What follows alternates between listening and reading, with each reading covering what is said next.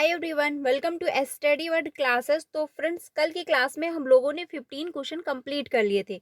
ये जो क्लास चल रही है सीडीपी की चल रही है, यहाँ पर हम लोग प्रीवियस के क्वेश्चन की प्रैक्टिस कर रहे हैं। आज हम लोग जो है 60 यानी कल की क्लास में हम लोगों ने 15 क्वेश्चन कंप्लीट कर लिए थे। तो आज की क्लास में आज हम लोग 16 क्वेश्चन से स्टार्ट करने वाले हैं। तो आज यानी आपने कल की क्लास अगर देख ली होगी, तो आज की जो क्लास है वहीं से यानी कि आगे से हम लोग कंटिन्यू करने वाले हैं। तो अगर आपने कल की क्लास नहीं देखी है तो उसको जाकर के ज्वाइन कर सकते हैं, आपको अच्छे से समझ में आएगा। क्योंकि जब आप स्टार्टिंग से देखेंगे तो आपको अच्छे से समझ में आएगा। कल की क्लास में हम लोगों ने 15 क्वेश्चन कंप्लीट कर लिए थे। आज हम लोग जो है 16 से स्टार्ट करने वाले हैं। ये क्लास आपको डेली 3 बजे मिलती है, तो आप इसको डेली ज्वाइन कर सकते हैं। यहाँ पर हम लोग प्रीवियस के क्वेश्चन की प्रैक्टिस करते हैं, पेपर 1 एंड पेपर 2 दोनों की। तो आप लोग मेरे साथ 3 बजे और 5 बजे, क्योंकि 5 बजे की क्लास में हम लोग सोशल साइंस डिस्कस करते हैं, तो 5 बजे की क्लास में भी आप लोग मेरे साथ ज्वाइन हो सकते हैं। तो स्टार्ट करते हैं आज के जो क्वेश्चन है। चैनल पे पहली बार आए हो तो प्लीज़ वीडियो को लाइक करके चैनल को भी सब्सक्राइब कर लीजिएगा, सो दैट आपको टीचिंग से रिलेटेड सारी अपडेट जो है वो टाइम से मिलती है। एंड आपको सीटेट पेपर 1 एंड पेपर 2 दोनों की प्रिपरेशन भी करवाई जाती है।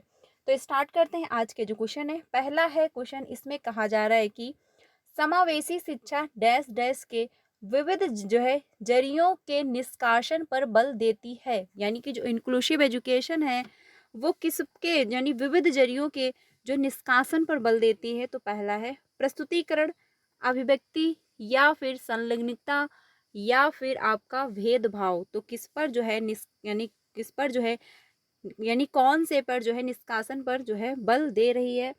तो क्वेश्चन नंबर जो आपका 16 है, इसमें आंसर हो जाएगा 4, क्योंकि भेदभाव यानी कि जो आपका इंक्लूसिव एजुकेशन है वो भेदभाव पर जोर नहीं देता है, बल्कि इसके निष्कासन पर जोर देता है कि भेदभाव जो है वो क्लासरूम में ख़त्म किया जाए। किसी भी प्रकार का भेदभाव क्लासरूम में नहीं होना चाहिए। हर बच्चे को आप इंक्लूड करेंगे, बच्चा किसी भी बैकग्राउंड का हो, बच्चा कैसा भी है, कैसी भी उसकी कंडीशन है, आप उसको इंक्लूड करेंगे। तो जो इंक्लूसिव एजुकेशन होती है वो भेदभाव को जो है निष्कासित कर रही होती है। आंसर आपका 4 ऑप्शन सही होगा। प्रस्तुतिकरण आपका बेस्ट है। अभिव्यक्ति यानी बच्चा खुद को एक्सप्लेन करे, ये भी अच्छा है। संलिग्नता, इसमें भी आपका अच्छा है, यानी बच्चा क्योंकि संलग्न होकर के बच्चा जो है एक्टिविटी कर रहा है, लर्निंग कर रहा है, तो ये भी बेहतर है। आंसर आपका 4 ऑप्शन होगा, क्योंकि इंक्लूसिव एजुकेशन जो है भेदभाव को महत्वपूर्ण नहीं मानती है। आगे चलते हैं अगले क्वेश्चन पे। अगला है क्वेश्चन नंबर 7। क्वेश्चन नंबर अगला है 17। इसमें बात हो रही है कि एक ऐसी कक्षा में जिसमें विविध सामाजिक आर्थिक परिवेशों से विद्यार्थी आते हैं, एक अध्यापिका को क्या करना चाहिए। यानी कि ऐसी एक क्लासरूम है जिसमें कि विभिन्न सामाजिक आर्थिक पृष्ठभूमि से बच्चे आए हुए हैं, यानी अलग अलग परिवेश से बच्चे आए हुए हैं। तो ऐसे में एक अध्यापक क्या करेगा। तो पहला ऑप्शन है अधीनस्थ समूहों से संबंधित विद्यार्थियों के लिए कमोत्तर अपेक्षाएं बनाना और कायम रखना, या फिर समावेशी भाषा जैसे कि हमारा विद्यालय हमारी कक्षा का इस्तेमाल करना, या फिर प्रबलन समूहों से संबंधित विद्यार्थियों से अवगत यानी कि विद्यार्थियों में अलगाव की भावना को बढ़ावा देना, या फिर अधीनस्थ समूहों से संबंधित विद्यार्थियों के बारे में रूढ़िवादों को बढ़ावा देना और रूढ़िवाद भय को जो है पैदा करना। तो कौन सा ऑप्शन सही होगा क्वेश्चन नंबर 17 का। तो इसमें आंसर आपका होगा सेकंड ऑप्शन, क्योंकि समावेशी भाषा जैसे कि हमारा विद्यालय हमारी कक्षा का इस्तेमाल करेंगे।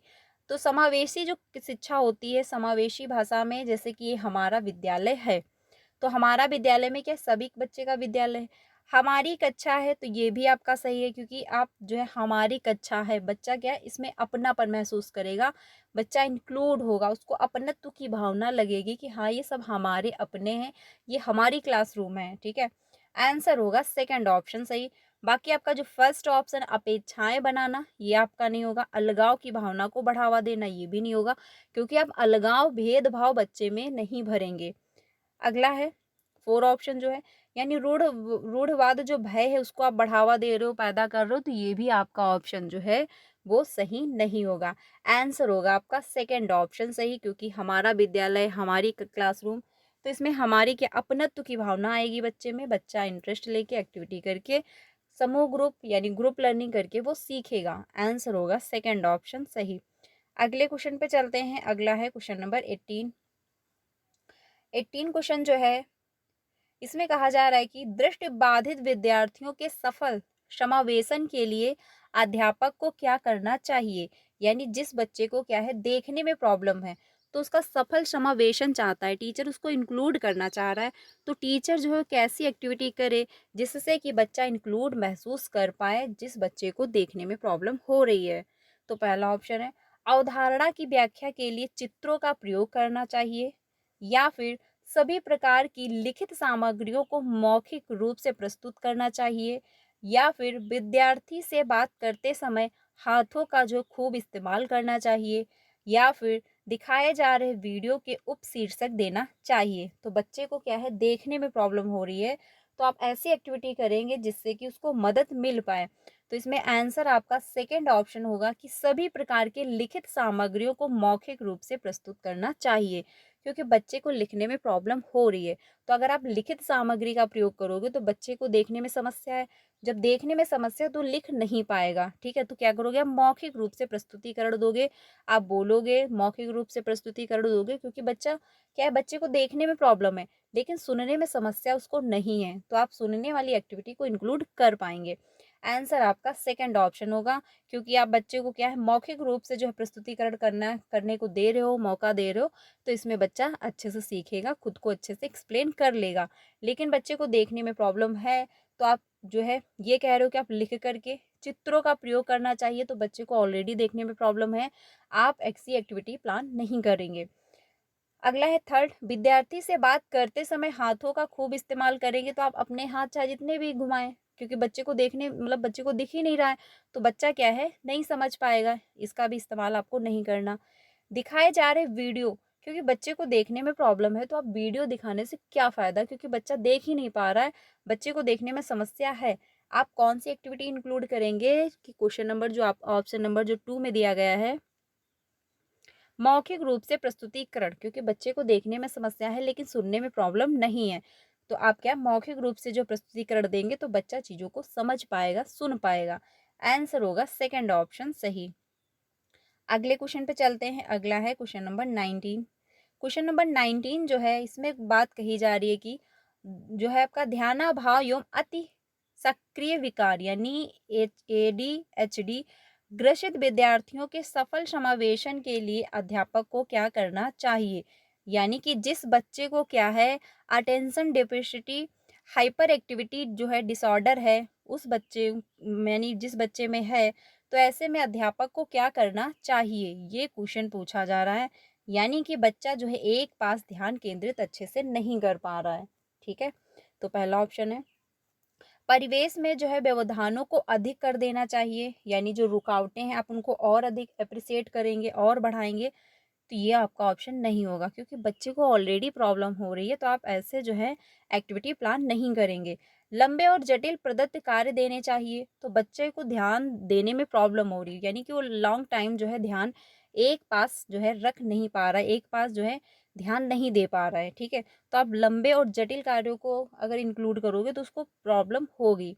अगला है विद्यार्थियों को समय पाबंद और संगठनात्मक आदतों के विकास में सहायता करनी चाहिए, या फिर गैर लचीली विधि और दिनचर्या का इस्तेमाल करते हुए शिक्षण करना चाहिए। तो क्वेश्चन नंबर जो 19 है इसमें आपका थर्ड ऑप्शन सही होगा कि विद्यार्थियों को समय पाबंद और संगठनात्मक आदतों के विकास में सहायता करनी चाहिए, क्योंकि बच्चे को क्या है पहले से प्रॉब्लम हो रही है, वो एक पास जो है काफ़ी लंबे टाइम तक ध्यान एकत्रित नहीं कर पा रहा है, ठीक है। तो समय पाबंद यानी धीरे धीरे छोटे छोटे टॉक्स में आप बच्चे को दोगे, छोटे छोटे टुकड़ों में आप डिवाइड करोगे, तो बच्चा धीरे धीरे ध्यान केंद्रित करना शुरू कर देगा, उसकी आदत धीरे धीरे बढ़ जाएगी। तो आंसर होगा थर्ड ऑप्शन से ही, फोर ऑप्शन नहीं होगा कि गैर लचीली विधि और दिनचर्या का इस्तेमाल करते हुए शिक्षण करना चाहिए, ठीक है। तो ये आपका नहीं होगा, क्वेश्चन नंबर 4 का आंसर होगा थर्ड ऑप्शन सही। अगले क्वेश्चन पे चलते हैं। अगला है क्वेश्चन नंबर 20। अगला है पठन वैफल्य सापेक्ष रूप से किस क्षेत्र में चुनौती पैदा करता है। यानी कि पठन वैफल्य जो है जिस बच्चे को क्या है पढ़ने में प्रॉब्लम हो रही है, यानी कि बच्चे को क्या है डिसलेक्सिया है, ठीक है। बच्चे को क्या है, डिसलेक्सिया है, तो बच्चे को पढ़ने में समस्या हो रही है, वो अच्छे से चीज़ों को नहीं पढ़ पा रहा है। वो क्या है, बी को डी पढ़ रहा है, 9 को जो है 6 पढ़ रहा है, उसको पढ़ने में समस्याएं हो रही हैं। तो ऐसे बच्चे जो होते हैं उनके माइंड में यानी न्यूरोलॉजिकल यानी जो होता है उसमें सिस्टम यानी कि तंत्रिका तंत्र में थोड़ी सी मिस्टेक होती है, थोड़ी सी वायरिंग में कहीं दिक्कत होती है, इस वजह से क्या होता है, बच्चे को पढ़ने में प्रॉब्लम होती है। ठीक है। तो इसमें पहला ऑप्शन जो दिया गया है, लिखित विषय सामग्री के बोध में चुनौती होती है यानी दिक्कत होती है, या फिर शारीरिक गतिविधियों के समन्वय में, या फिर दूसरे की भावनाओं को समझने में प्रॉब्लम होती है, या फिर चित्र बनाने में। तो बात हो रही है पठन वैफल्य यानी कि पढ़ने से संबंधित बच्चे में प्रॉब्लम है। तो आंसर होगा आपका फर्स्ट ऑप्शन, यानी कि लिखित विषय सामग्री के बोध में, यानी कि जो लिखी गई सामग्री है उसको पढ़ने में बच्चे को प्रॉब्लम हो रही है। तो आंसर होगा फर्स्ट ऑप्शन सही। शारीरिक गतिविधियों में समन्वय आपका नहीं होगा, क्योंकि बच्चे को कोई शारीरिक संबंधी प्रॉब्लम नहीं है, ना तो उसको चलने में दिक्कत है, ना तो उसको कोई एक्टिविटी करने में प्रॉब्लम हो रही है, बस वो पढ़ अच्छे से नहीं पा रहा है। ठीक है। दूसरों की भावनाओं को समझने, बच्चे यहाँ पे दूसरों की भावनाओं की बात नहीं की जा रही, यहाँ पर हो रही है कि बच्चे को लिख पढ़ने में समस्याएं हैं।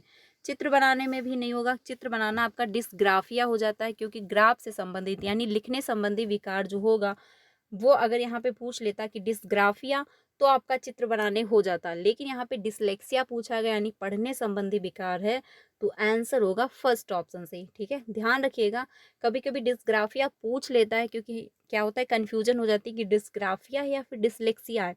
तो डिस्ग्राफिया अगर पूछ रहा है तो आपका लिखने संबंधी विकार होगा, और अगर डिसलेक्सिया पूछ रहा है तो पढ़ने संबंधी विकार होगा। आंसर हो जाएगा फर्स्ट ऑप्शन सही। आगे चलते हैं अगले क्वेश्चन पे। अगला है क्वेश्चन नंबर 21 है, प्रभावशाली और अर्थपूर्ण अधिगम के लिए अध्यापक को किस प्रकार की शिक्षण शास्त्री प्रविधियों का इस्तेमाल करना चाहिए। यानी कि प्रभावशाली और अर्थपूर्ण अधिगम बनाना है, यानी कि मीनिंगफुल लर्निंग हो पाए, ऐसे में एक अध्यापक को अपने टीचिंग मेथड में कौन सी प्रविधियों का इस्तेमाल करना चाहिए, यानी कि कौन सी एक्टिविटी जो है वो इंक्लूड करनी चाहिए। तो पहला है सांस्कृतिक रूप से प्रासंगिक हो, या फिर मानकीकृत हो, या फिर परीक्षा केंद्रित हो, या फिर व्यवहारवादी हो। तो कौन सी आप एक्टिविटी जो है इंक्लूड करेंगे जिससे कि लर्निंग जो है वो मीनिंगफुल हो पाए। तो व्यवहारवादी आपका नहीं होगा, क्योंकि बिहेवियरिस्ट जो होते हैं यानी कि व्यवहारवादी जो होते हैं, व्यवहारवादी जो होते हैं ये क्या है, पनिशमेंट, यानी अगर आपने अच्छा काम किया तो उसके लिए आपको पुरस्कार दिया जाएगा, अगर आपके द्वारा कुछ गलती हुई तो उसके लिए आपको पनिशमेंट भी दिया जाएगा, तो ये आपका नहीं होगा। परीक्षा केंद्रित, यानी कि आप सिर्फ इसलिए बच्चे की लर्निंग करवा रहे हो, बच्चे को इसलिए आप पढ़ा रहे हो कि बच्चा एग्जाम को क्वालिफाई कर पाए, एग्जाम को क्रैक कर पाए, तो ये जो है आपका प्रभावशाली लर्निंग नहीं हो पाएगी, क्योंकि मीनिंगफुल लर्निंग वही होती है जिसमें बच्चा अच्छे से चीज़ों को समझे, रटे नहीं, और उसका अपने रियल लाइफ में भी प्रयोग कर पाए। ठीक है। तो ये नहीं होगा। मानकीकृत, यानी सभी के लिए एक जैसा रूल ऑफ फॉलो नहीं करेंगे, सभी के लिए एक जैसा पाठ्यक्रम इंक्लूड नहीं करेंगे, क्योंकि लर्निंग को आप मीनिंगफुल बनाना चाहते हैं, प्रभावशाली बनाना चाह रहे हैं, जिससे कि बच्चा सीखे और अपने रियल लाइफ में प्रयोग कर पाए। तो आंसर होगा आपका फर्स्ट ऑप्शन, यानी कि सांस्कृतिक रूप से प्रासंगिक हो, यानी कि मीनिंगफुल लर्निंग होनी चाहिए। बच्चे का कल्चर, बच्चे का कैसा बिहेव है, बच्चे की क्या सांस्कृतिक है, बच्चा किस इन्वायरमेंट से है, उसको आप ध्यान में रखते हुए एक्टिविटी प्लान करेंगे। जैसे कि बच्चे को देख करके आप एग्जाम्पल देंगे, जैसे कि कुछ बच्चे ऐसे भी हैं, आप ऐसे एग्जाम्पल क्लासरूम में इंक्लूड कर रहे हो जो बच्चे ने कभी देखा ही नहीं, कभी सुना ही नहीं, तो क्या वो एग्जाम्पल समझ पाएगा, नहीं समझ पाएगा। तो बच्चे को ध्यान में रखते हुए, जैसे कि क्लास 1 का बच्चा है तो आप उस हिसाब से उसको एग्जाम्पल देंगे, क्लास 10 का बच्चा है तो आप उस लेवल के अनुसार उस बच्चे को एग्जाम्पल देंगे। तो यानी बच्चे को ध्यान में रखते हुए कि बच्चा किस सांस्कृतिक से आया हुआ, किस कल्चर से है बच्चा, किस बच्चे का कैसा बैकग्राउंड है, तो सारी चीज़ों को आप ध्यान में रखते हुए एक्टिविटी प्लान करोगे, लर्निंग कराओगे, तो लर्निंग जो है प्रभावशाली होगी। ठीक है। आंसर होगा आपका फर्स्ट ऑप्शन सही, बाकी क्या है ऑप्शन आपके गलत हो जाएंगे। अगले क्वेश्चन पे चलते हैं। अगला है क्वेश्चन नंबर 22 जो है, राष्ट्रीय शिक्षा नीति 2020 अधिगम के कौन से तरीकों पर बल देती है। यानी कि जो आपका राष्ट्रीय शिक्षा 2020 है वो किसके अधिगम पर बल दे रही है। तो क्वेश्चन नंबर जो 22 है, पहला है अनुभवात्मक अधिगम पर, यानी बच्चे जो हैं चीज़ों को समझ पाएँ, तो बिल्कुल सही बात है। डिजिटल अधिगम, ये भी बात सही है क्योंकि आज की लर्निंग जो होती है वो डिजिटल है, यानी सब कुछ आपको सोशल मीडिया पे मिल जाता है, काफ़ी कम मतलब इंटरनेट का इस्तेमाल हो रहा है। वैज्ञानिक अधिगम है, ये भी बात सही है। करके सीखना, ये भी बात आपकी सही हो जाएगी। तो क्वेश्चन नंबर जो 22 है, इसमें आंसर आपका कौन-सा सही होगा, यानी कि सारे ऑप्शन जो हैं वो सही दिए गए हैं। ठीक है, तो ऑप्शन आपका 4 होगा, यानी फर्स्ट, सेकंड, थर्ड और फोर्थ, यानी कि सभी ऑप्शन सही होंगे क्योंकि एनईपी जो है वो करके सीखने पर फोकस करती है कि बच्चा करके सीखे, बच्चा एक्टिविटी में इन्वॉल्व हो। जब बच्चा एक्टिविटी में इन्वॉल्व होगा तो बेहतर सीखेगा। वैज्ञानिक अधिगम, यानी बच्चा जो है अच्छी अच्छी चीज़ों को खोज कर पाए, अच्छे से उसकी लर्निंग हो पाए। डिजिटल, यानी कि इंटरनेट, आप सभी को पता है कि आजकल इंटरनेट जैसे कंप्यूटर की क्लासेस हैं वो छोटे पर से ही चलने लगती हैं, यानी छोटे क्लास 1 से ही स्टार्ट हो जाती हैं कि कंप्यूटर की क्लासेस चलानी है। तो डिजिटल अधिगम को भी इंक्लूड किया गया है, यानी इस पर भी जो है, जो आपका राष्ट्रीय शिक्षा नीति है 2020, इस पर भी बल देती है। तो इसमें आंसर आपका 4 ऑप्शन होगा क्योंकि सारे ऑप्शन जो हैं वो सही हो जाएंगे। आंसर होगा 4 ऑप्शन सही। अगले क्वेश्चन पे चलते हैं। अगला है क्वेश्चन नंबर 23 है, अध्यापकों को विद्यार्थियों के अधिगम युक्तियों के अर्जन को सुगम सहज करना चाहिए। निम्नलिखित में से कौन से तरीके का इस्तेमाल शिक्षार्थियों को जो है अधिक कौशलीभूत बनाने के लिए किया जा सकता है। तो बात यहाँ पर की जा रही है अध्यापकों को विद्यार्थियों के अधिगम युक्तियों के अर्जन को सुगम और सहज बनाना है, यानी कि जो बच्चे अर्जित कर रहे हैं आप उसको सरल और सुगम बनाना चाह रहे हो। तो कौन सी तकनीकी का आप इस्तेमाल करेंगे, यानी कि कौन से तरीके का जो है आप इस्तेमाल करेंगे जिससे कि शिक्षार्थियों के अधिक जो है कौशलीभूत बनाने के लिए किया जा सकता है, यानी कि बच्चे जो हैं वो उनका कौशल और अच्छे से विकसित हो पाए, वो और अच्छे से लर्निंग कर पाएँ। तो पहला ऑप्शन है विद्यार्थियों को चिंतन के अभिसारी तरीकों के अवसर दे करके, या फिर जो है सेकंड, विद्यार्थियों को अवास्तविक उद्देश्य और समय तालिका बनाने में मदद करके, या फिर विद्यार्थियों में स्वयं से प्रश्न करना और स्वयं आकलन समुन्नत करके, या फिर जो प्रासंगिक नहीं है उस पर ध्यान केंद्रित करने के लिए प्रोत्साहित करके, यानी कि जिसका कोई मतलब ही नहीं है आप उस पर जो है बच्चों का ध्यान केंद्रित कर रहे हो। तो क्या ये ऑप्शन आपका सही होगा? ऑप्शन आपका ये सही नहीं होगा क्योंकि जिसका कोई मतलब नहीं है बच्चा उस पर अगर ध्यान दे रहा है, केंद्रित हो रहा है, जिनका कोई मतलब नहीं है आप उसके लिए प्रोत्साहित करोगे तो क्या बच्चे की लर्निंग बेहतर हो पाएगी? नहीं होगी। जो आपका थर्ड है ये ऑप्शन आपका सही है क्योंकि विद्यार्थियों में स्वयं से प्रश्न करना और स्वयं आकलन समुन्नत करेंगे तो ये आपका ऑप्शन बेस्ट होगा क्योंकि बच्चा खुद से प्रश्न कर रहा है, खुद से वो प्रोत्साहित हो रहा है कि हाँ हमको ये क्वेश्चन करने चाहिए, ये डाउट हो रहा है, और साथ में खुद से आकलन भी कर पा रहा है कि हाँ मेरे द्वारा कहाँ पर गलती हो रही है, मेरी लर्निंग लर्निंग जो है वो कहाँ तक बेहतर हो पाई है, कौन सा टॉपिक मेरे द्वारा गलत हो रहा है या कौन सा जो है क्वेश्चन नहीं सॉल्व हो पा रहा है। तो बच्चा खुद से आकलन कर रहा है कौन सी मेरी सब्जेक्ट वीक है, कहाँ पर हमको और मेहनत करने की ज़रूरत है। तो बच्चा क्या है खुद से आकलन कर पा रहा है। तो आंसर जो है वो थर्ड ऑप्शन सही होगा। फर्स्ट ऑप्शन जो है विद्यार्थियों को चिंतन के अभिसारी नहीं, अभिसारी जो होते हैं तरीके, इसमें बच्चा का प्रैक्टिकल थिंकिंग डेवलप नहीं होता है, इसमें बच्चा जो है संकुचित होता है क्योंकि इसमें सोचने समझने की ज़्यादा क्षमता डेवलप नहीं हो पाती। इसका फिक्स एक आंसर होता है, बच्चे को पता है तो बच्चा बता देगा, नहीं पता है तो नहीं बता पाएगा। अगर यहाँ पे अपसारी चिंतन होता है यानी डाइवर्जन थिंकिंग होता तो आपका बेस्ट था, कन्वर्जन थिंकिंग बेस्ट नहीं होता है क्योंकि इसमें बच्चे में क्रिटिकल थिंकिंग जो है वो डेवलप नहीं हो रही होती है। ठीक है, अगला है अवास्तविक उद्देश्य और समय तालिका बनाने में मदद करो, यानी अवास्तविक जिसका कोई कनेक्शन ही नहीं है, जिस जो चीज़ें कनेक्ट ही नहीं कर पा रहा, तो ये भी आपका ऑप्शन नहीं होगा। आंसर होगा थर्ड ऑप्शन सही क्योंकि बच्चा खुद से जब एनालिसिस करेगा, खुद से आकलन करेगा, खुद से असेसमेंट करेगा तो उसकी लर्निंग बेहतर हो रही होगी क्योंकि बच्चे को खुद पता चलेगा कि मेरे द्वारा क्या कमी रह गई और कहाँ पर गलती मेरे से हो रही है। आंसर होगा थर्ड ऑप्शन सही। अगले क्वेश्चन पे चलते हैं 24 पे। 24 है प्रभावशाली समस्या समाधान करके, प्रभावशाली समस्या समाधान कारक होने के लिए अध्यापक को शिक्षार्थियों में किसके इस्तेमाल को हतोत्साहित करना चाहिए, यानी कि समस्या समाधान यानी प्रॉब्लम सॉल्विंग जो कारक हैं उसके लिए अध्यापक के द्वारा शिक्षार्थियों में जो है इस्तेमाल होने वाले कौन से कारक का आप क्या मतलब कारक जो है उनको आप हतोत्साहित करोगे? तो पहला है अनुक्रिया समुच्चय, या फिर कलन विधि, या फिर अन्वेषण, या फिर समयानुमान। तो कौन सा ऑप्शन होगा क्वेश्चन नंबर 24 का? तो 24 का आपका फर्स्ट ऑप्शन सही होगा, यानी कि अनुक्रिया समुच्चय। यानी कि आप सभी के लिए एक जैसा रूल फॉलो नहीं कर सकते। जब प्रॉब्लम एक जैसी नहीं है तो प्रॉब्लम का सॉल्यूशन भी एक जैसा नहीं होना चाहिए, ठीक है? तो इसी के लिए आपको हतोत्साहित करना चाहिए। आंसर होगा फर्स्ट ऑप्शन सही। समय अनुमान, यानी समय के साथ आप अनुमान लगा रहे हो, जो आपके लाइफ में पहले पास्ट में कोई प्रॉब्लम आई, आप उससे कुछ अनुभव ले रहे हो, एक समझ बेहतर करके, मतलब एक समझ बेहतर कर रहे हो, फिर आप प्रॉब्लम सॉल्व कर रहे हो, तो ये आपका बेस्ट ऑप्शन है, क्योंकि आपको मदद मिल जाती है थोड़ी बहुत, एक अंडरस्टैंडिंग बेटर होती है। अन्वेषण, यानी आप खोज कर रहे हो कि प्रॉब्लम को हम कैसे सॉल्व कर सकते हैं, कैसे प्रॉब्लम ये आई हुई है, क्या इसकी समस्या, मतलब कैसे प्रॉब्लम क्रिएट हुई है, कैसे क्या इसमें मतलब कैसे इसको हम सॉल्व कर सकते हैं। तो ये आपका पॉजिटिव है।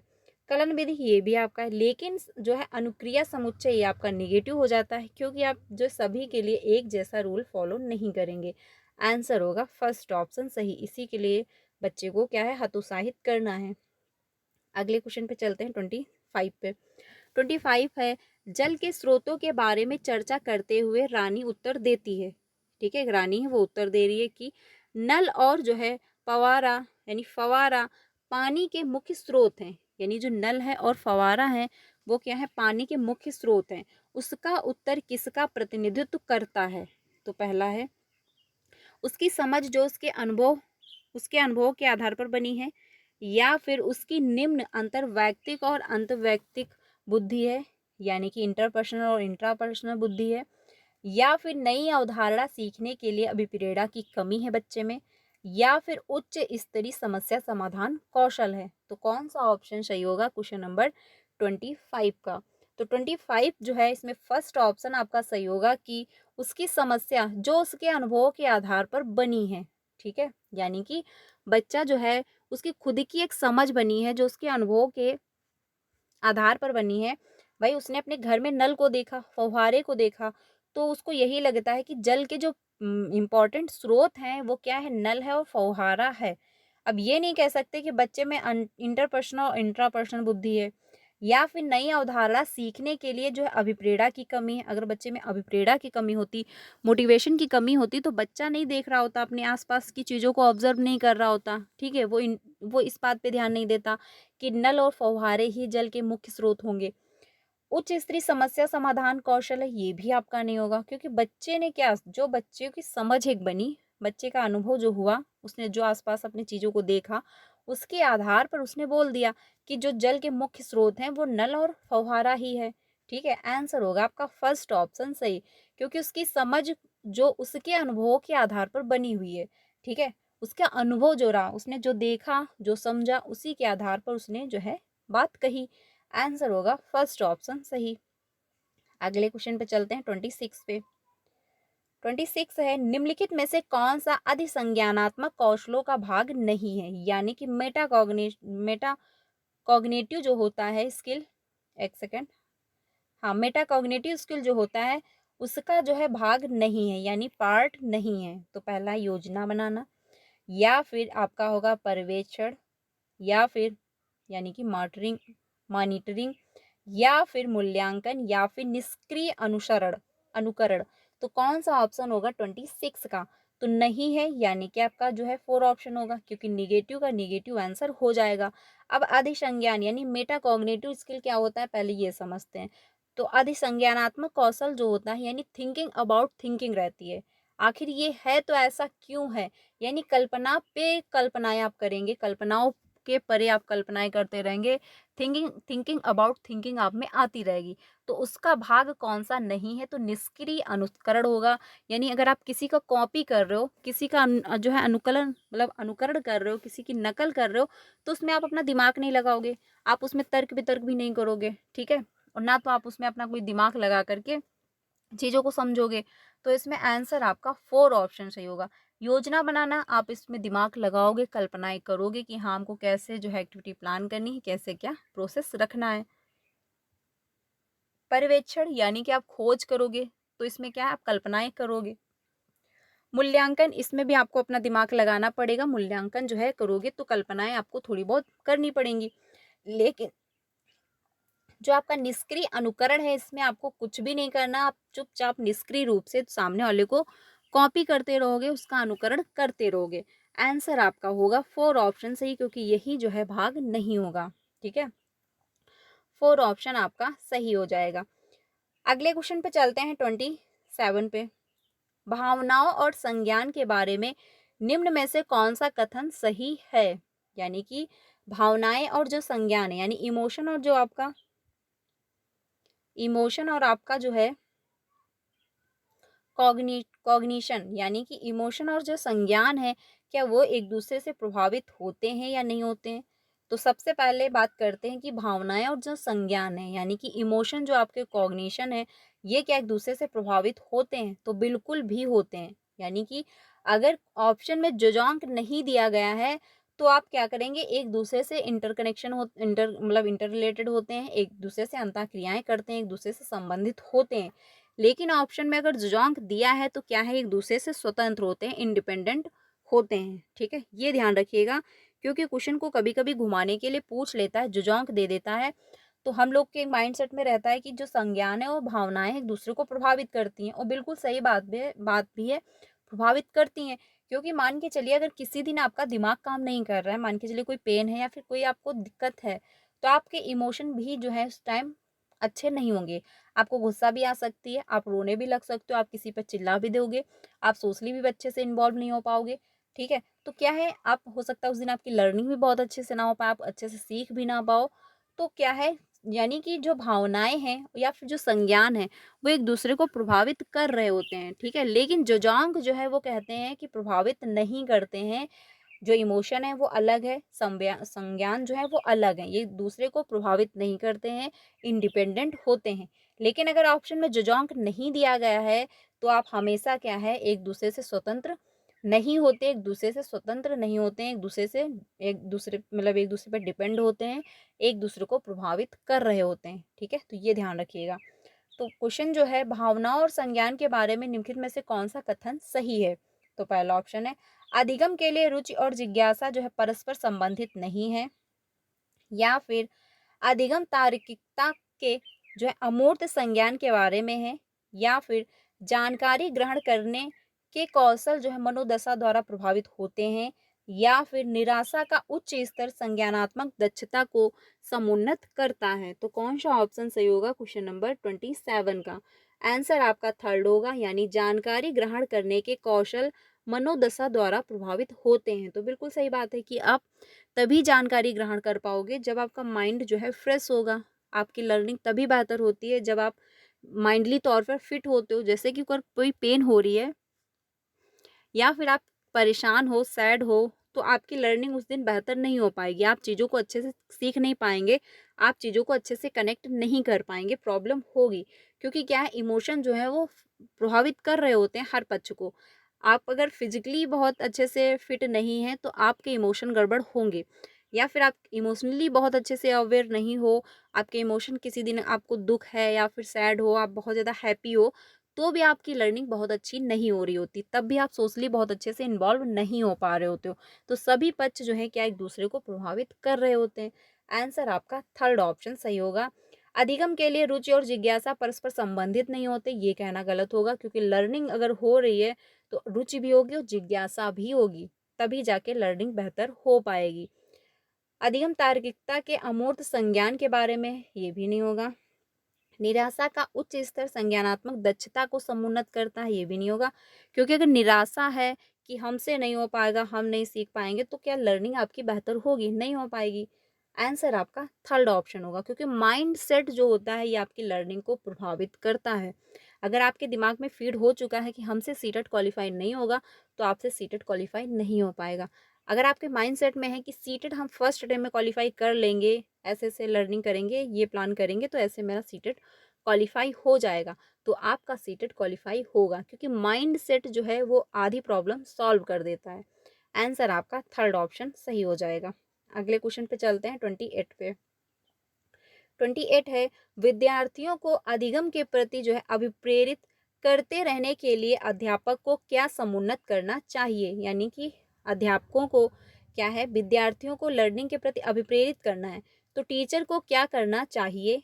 पहला है निपुणता उनकी उद्देश्य दें, यानी कि मास्टरी गोल्स जो लक्ष्य हैं उनको रखें, या फिर योग्यता का जो है सत्व यानी कि आस्तिवत्यात्मक जो है परिप्रेक्ष्य, या फिर असहायता का सीखा हुआ भाव, या फिर प्रतियोगात्मक दृष्टिकोण। तो कौन सा ऑप्शन सही होगा? 28 का फर्स्ट ऑप्शन सही होगा, क्योंकि अगर बच्चे की लर्निंग आप प्रभावित करना चाह रहे हैं कि बच्चे की लर्निंग बेहतर हो पाए, ठीक है, तो क्या है, बच्चे में आप मास्टरी गोल्स को आप इम्प्रूवमेंट करें, यानी मास्टरी गोल्स के लिए बच्चे को अभिप्रेरित करें, क्योंकि मास्टरी गोल्स जो होते हैं वो बच्चे को लंबे टाइम तक पुश कर रहे होते हैं, उसकी लर्निंग बेहतर करते हैं।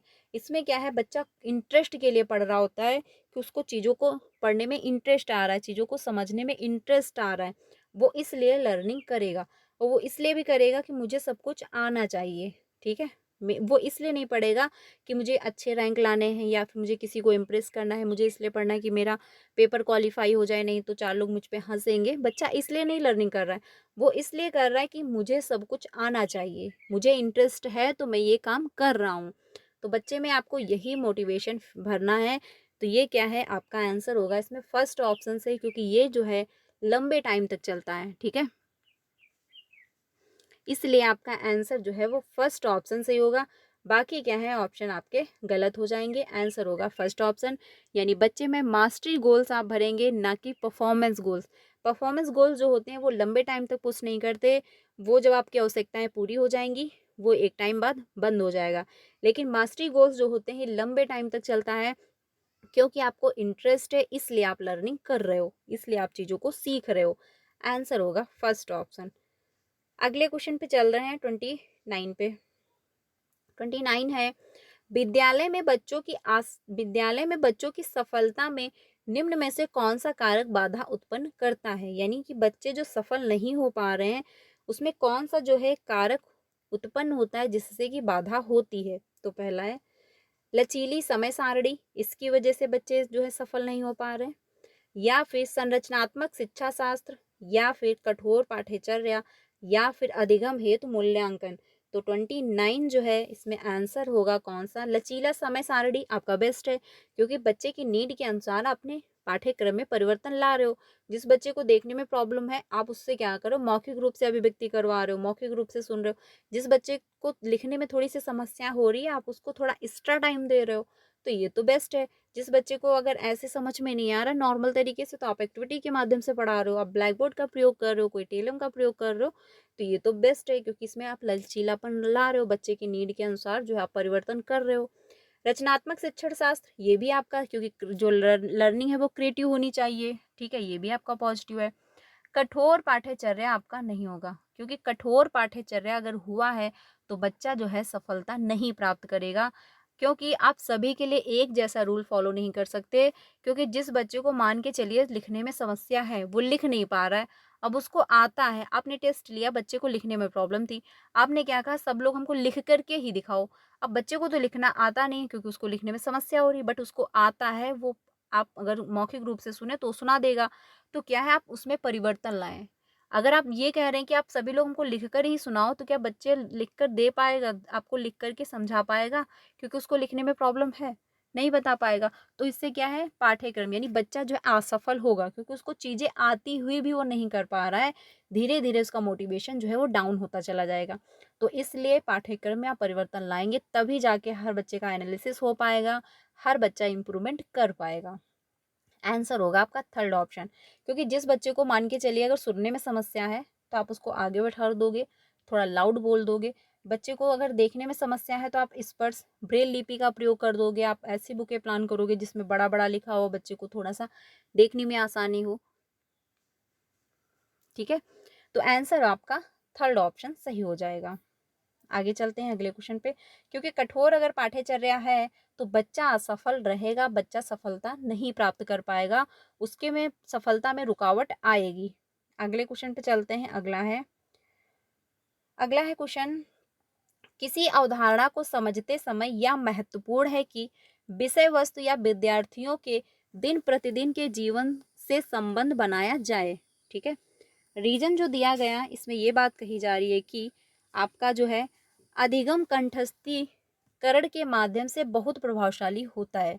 तो क्या लर्निंग अगर आप रट रहे हो तो क्या प्रभावशाली होगी? क्या मीनिंगफुल लर्निंग आपकी हो पाएगी? अगर आप रोट मेमोराइजेशन कर रहे हो, नहीं हो पाएगी, क्योंकि रट्टाफिकेशन मतलब आप रट रहे हो, याद कर रहे हो, तो इससे लर्निंग मीनिंगफुल नहीं होगी, बल्कि क्या है, बच्चा निष्क्रिय रूप से अनुकरण आपका करता जाएगा। तो ये आपका ऑप्शन नहीं होगा। आंसर जो फर्स्ट है वो तो सही है, क्योंकि किसी अवधारणा को समझते समय यह महत्वपूर्ण है कि विषय वस्तु या विद्यार्थियों के दिन प्रतिदिन के जीवन से संबंध बनाया जाए। तो बिल्कुल सही बात है, बच्चे की क्या है, रियल लाइफ से चीजें कनेक्ट की जा रही हैं। बच्चा किस बैकग्राउंड से है ये मैटर करता है उसकी लर्निंग को, क्योंकि आप ऐसे एग्जाम्पल अगर क्लासरूम में इंक्लूड कर रहे हो, बच्चे ने कभी देखा ही नहीं, बच्चे ने कभी सुना ही नहीं, तो क्या वो चीज़ों को समझ पाएगा? नहीं समझ पाएगा। तो बच्चे के रियल लाइफ से आप चीज़ों को अगर कनेक्ट कर रहे हो, आप वहाँ से एग्जाम्पल ले रहे हो, तो बच्चे की लर्निंग मीनिंगफुल हो पाएगी। फर्स्ट ऑप्शन तो सही था, यानी अदर्शन जो है वो तो सही है, लेकिन जो तर्क दिया गया वो गलत हो गया, क्योंकि रट्टाफिकेशन आपको नहीं कराना, कंठस्थीकरण अगर आप करवा रहे हो तो लर्निंग जो है प्रभावशाली नहीं बनेगी। ठीक है, ये ऑप्शन गलत होगा, यानी फर्स्ट ऑप्शन आपका नहीं होगा, सेकंड ऑप्शन भी आपका नहीं होगा, थर्ड ऑप्शन सही होगा, यानी ए सही है लेकिन आर जो है वो गलत हो जाएगा। फोर ऑप्शन भी नहीं होगा, क्योंकि दोनों जो है वो गलत नहीं है, एक गलत है, यानी कि आर गलत है, ए जो है वो सही हो जाएगा। आंसर होगा थर्ड ऑप्शन सही। ठीक है, तो फ्रेंड्स आज के लिए इतना ही। 30 क्वेश्चन थे, आगे जो मैथ के क्वेश्चन आ गए हैं। तो आज के लिए इतना ही, 30 क्वेश्चन थे। कल की क्लास में हम लोगों ने 15 क्वेश्चन कंप्लीट कर लिए थे, तो आज की क्लास में हम लोगों ने 15 क्वेश्चन कंप्लीट किए। आई होप आपने कल की क्लास देख ली होगी, अगर नहीं देखी है तो उसको जा करके ज्वाइन कीजिएगा, आपको बहुत अच्छे से समझ में आएगा। 3 बजे की क्लास में आप लोग मेरे साथ ज्वाइन हो सकते हैं। यहाँ पर हम लोग प्रीवियस के क्वेश्चन की प्रैक्टिस कर रहे हैं। ठीक है, प्रीवियस के क्वेश्चन की प्रैक्टिस कर रहे हैं, तो आप 3 बजे की क्लास में मेरे साथ जुड़ सकते हैं। क्योंकि अगर आप कोई बुक की, मार्केट की बुकें लेकर के आप वहाँ से प्रैक्टिस कर रहे हैं, तो कुछ ऐसी बुकें हैं जिनके आंसर गलत हैं। तो आप अगर खुद से करना चाहते हैं प्रैक्टिस, तो आप जो है सीटेट के ऑफिशियल वेबसाइट पे जा करके वहाँ से डाउनलोड करके कंप्लीट करें, या फिर मार्केट में जो ऑथेंटिक मतलब बुकें हैं आप वहाँ से पढ़ जो है अपनी प्रैक्टिस कर सकते हैं।